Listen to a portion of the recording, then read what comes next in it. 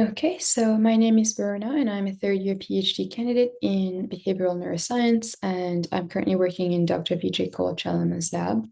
And today I'll be presenting my poster on multimodal machine learning for assessment of amyloid beta and tau PET positivity in Alzheimer's disease. And first, some background. What is Alzheimer's disease? Alzheimer's disease is a progressive neurodegenerative disorder that causes cognitive impairment. Today, there are about 7 million Americans living with Alzheimer's disease, and the health and care costs are estimated to be around $360 billion a year. It is the fifth leading cause of death for adults aged 65 and over, and it is the most common cause of dementia. It has specific biological hallmarks, including amyloid beta plaques, which you can see here, which are extracellular. And then also we have these intracellular neurofibrillary tau tangles, which you can see coming off of the little microtubule here. And together, these two proteinopathies lead to neuronal cell death.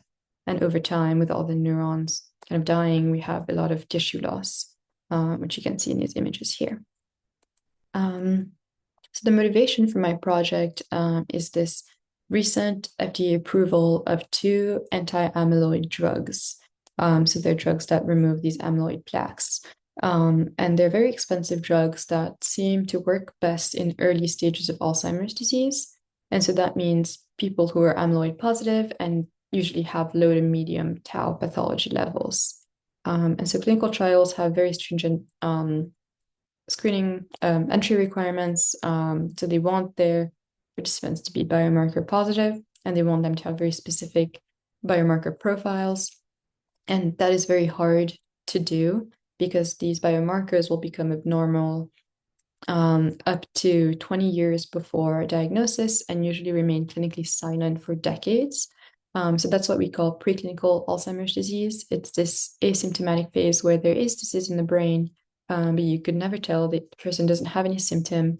And the only way to really tell is through a PET scan, PET imaging, which is very expensive. There are CSF tests and blood tests, especially more recent ones that are pretty good, but they do have limitations, and PET imaging is the gold standard. So the aim of my project is to answer this question: can machine learning leverage routinely collected neurological workup data to estimate pathology burden in individuals considering a clinical trial or a newly approved drug, where usually the criteria is to have a positive PET scan?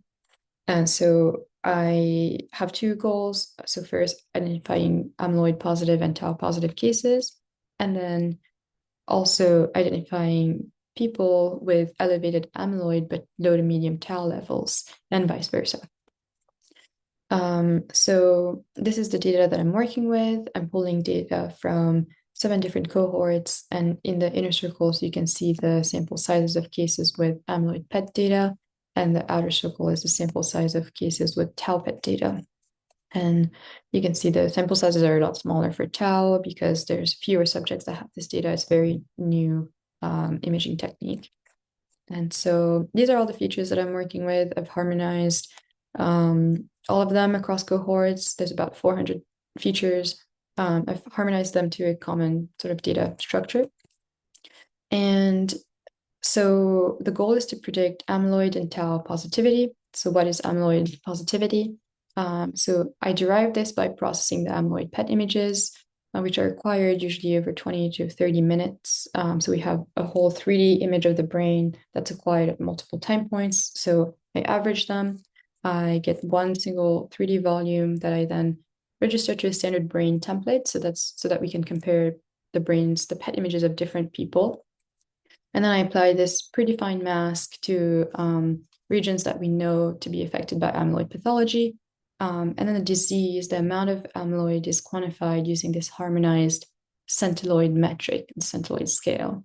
And I've set the positivity threshold at 24 centiloid. So anyone with 24 or over are amyloid positive. And that's just based on some literature. For tau positivity, each cohort that I'm working with gave me these standard uptake value ratio values for 68 brain regions. And from these different brain regions, especially here, the ones in the temporal lobe. I've taken a volume-weighted average of all of them to make this metatemporal region, which is kind of the standard in the field. But because I'm pulling data from multiple cohorts, I've used Combat which is a harmonization tool, to hopefully get rid of some batch effects that maybe come from the fact that people have used different scanners from different studies. And then I've used a Gaussian mixture model that I applied to the training data to determine positivity. And then I'm also using T1 MRIs as input to the model. So these are structural MRIs that show the anatomy of the brain really well. And I've used something called FastSurfer to obtain regional volumes. So FastSurfer is a deep learning segmentation model. It uses the Deskin-Kiliani atlas. The derived volumes were then added to the tabular clinical features. And I then give all of this to my algorithm. So with machine learning, some hyperparameter tuning is necessary.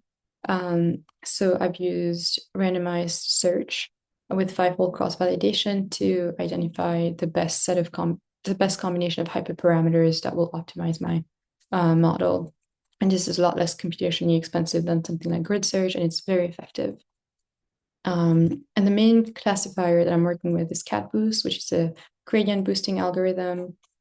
And it is really nice because it automatically processes categorical features. It handles missing values natively, so that reduces the amount of pre-processing that's needed. And it will output these probabilities that indicate the likelihood of an instant belonging to a positive class. These probabilities that were output, I then ran different statistical analyses to see how well the model predictions are aligned with the actual continuous marker of the disease. So even though I'm predicting a binary label, I want to see that my model probabilities can capture something more subtle about how much disease is present. So I use linear regression for this. And then I also wanted to validate how well the model probabilities can capture the synergistic relationship between amyloid and tau. And so I ran a Kruskal-Wallis H-test followed by Dunn's testing with FTR correction to compare how the model probabilities for amyloid first differ across these tau PET tertiles. And then I did the same thing for tau probabilities across amyloid PET tertiles. So here you can see the model performance. So on the left is the AURC curve, and you can see that the model reaches an ROC of 86 for amyloid and 87 for tau. The AUPR curves are also showing a strong performance for the amyloid model. For tau, it's a bit lower because there's just a lot fewer positive cases, so it's hard for the model to differentiate positive cases. And here we can see the model probabilities for amyloid over the actual PET values, which is the centiloid scale. And we see that even though the model was trained on binary classification, the probabilistic outputs can capture this nuanced relationship and with the continuous centiloid values. And this is in the ADNI cohort. And the points here are colored by the Alzheimer's Disease Assessment Scale, which is a clinical tool that stages symptom severity. And so we can basically see that the model is doing something reasonable by outputting higher probabilities when the values of the PET scan are actually higher and the person has more severe symptoms. And I did something similar with the tau probabilities, and we see again a significant correlation between the probabilities and the tau PET value. And here are the results comparing the probabilities across PET tertiles. So we can see that the model probabilities for amyloid are pretty well differentiated across tau PET tertiles. And so because we know that these anti-amyloid drugs work best when people have low to moderate tau pathology, our model could be helpful in optimizing which people would be the best candidate and which people are most likely to benefit from treatment with this drug.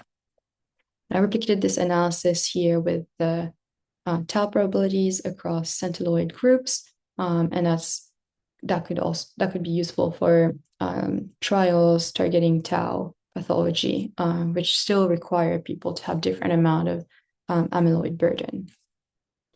And yes, this is all the results I have. In conclusion, the model showed strong discrimination between biomarker positive and negative groups. The model probabilities aligned well with the PET values and seemed to capture the gradations in pathology burden well, and also seemed to capture the synergy between amyloid and tau. So overall, these models and other models like this could be helpful for more cost-effective pre-screening of biomarker-positive individuals for anti-amyloid and tau targeting trials, and could also help streamline which drug should be given to which person. And that's all I have. Thank you for your attention. And I'm looking forward to seeing you at the in-person symposium.